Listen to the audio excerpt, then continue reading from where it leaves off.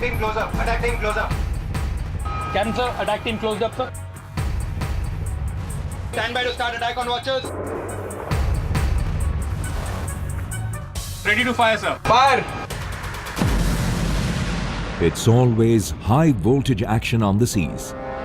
In peacetime or in war, the Indian Navy moves eagle-eyed and ever alert, ready to swoop down, catch the enemy off guard.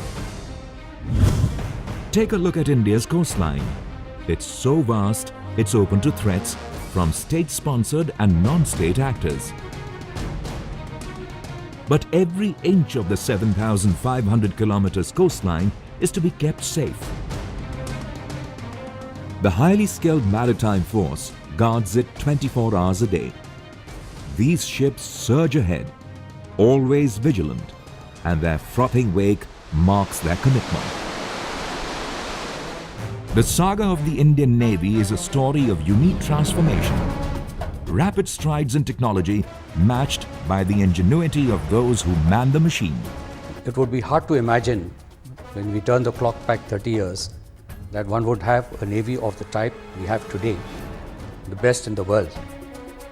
And I can only imagine what it would be for the future as technology comes in and we have even more capable platforms. And it's not only the platforms that are changing, even the man behind the machine is changing tremendously. The journey of the Indian Navy shows its grit and determination.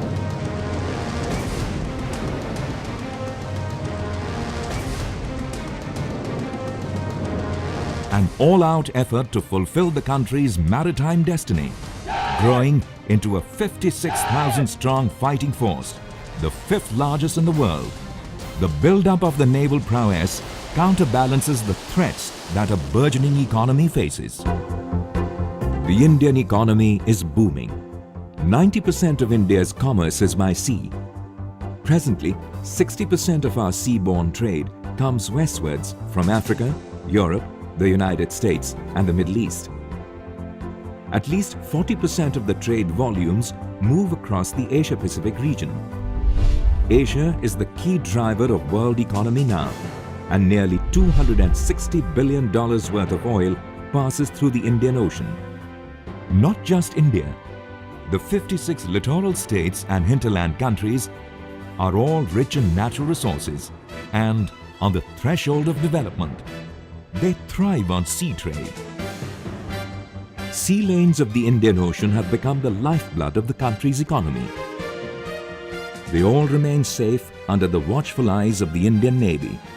The guardians of the sea ensure that India's maritime interests remain secure. India's heartland is like an arrow, jutting out into the center of the Indian Ocean. This gives India a pivotal maritime position. Under the law of the seas, India has special rights over the exploration and use of marine resources in its exclusive economic zone. This zone is spread over 2 million square kilometers, almost two-thirds of India's land area. It's a daunting task to secure the vital sea lanes and the exclusive economic zone. But no enemy will dare to enter these waters. The Indian Navy, ever vigilant, is always on the prowl. The enemy is always lurking, waiting for a chance to pounce. No wonder the Indian Navy was designated as the overall maritime authority, responsible for coastal and offshore security. The Indian Navy's state-of-the-art ships safeguard all vital installations. For the multifaceted force, such challenges are nothing new.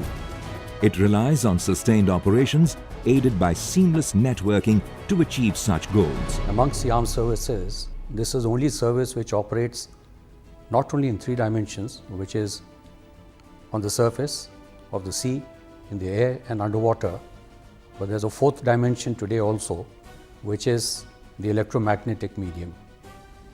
And if we have to be successful in war, we need to dominate all these 4 medium. The quest is on. It's a race for supremacy in all areas of combat.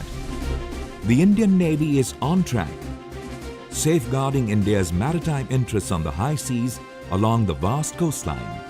The Indian Navy is making its strike capabilities razor sharp, inducting new ships, submarines, fighter aircrafts, and helicopters. This helps it maintain primacy in the region. It's based on the strong belief: surveillance is better, not reaction. The guiding philosophy is run deep, run silent, run long. 3 commands take care of India's naval formations: the Western Naval Command, the Eastern Naval Command, and the Southern Naval Command. Their tactical leadership rests with the naval headquarters in New Delhi. To meet the changing threat perceptions, the Indian Navy has evolved a joint services approach. The Andaman and Nicobar Unified Tri-Service Command is entrusted with this new responsibility. The Western Naval Command guards the Western Front and the areas to its south. As you are all aware, our roles and responsibilities at sea have increased manifold and become very challenging in the recent times.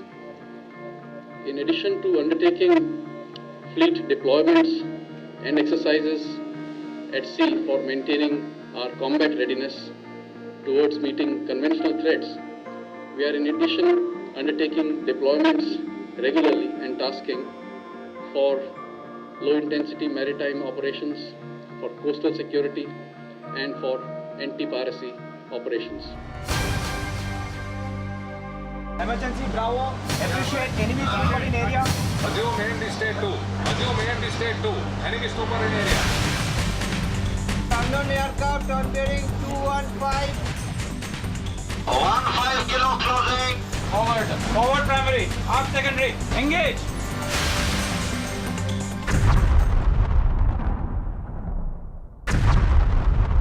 Its strike capability is backed by its highly effective air force.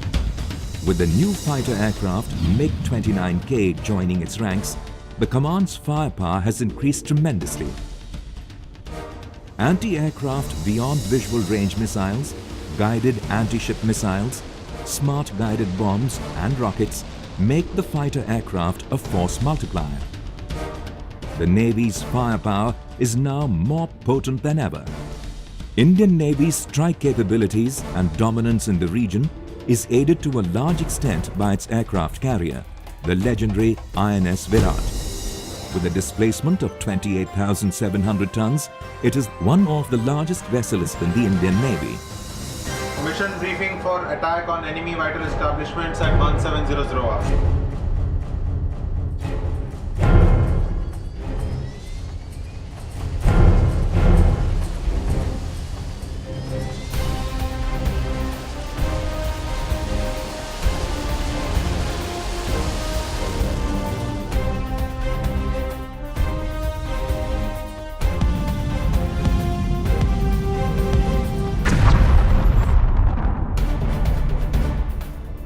The Eastern Naval Command is ever ready to snub any aggressive move on India's eastern front. A composite force with multifarious capabilities, the Eastern Fleet is a silent, reassuring presence. It provides security to the vital installations,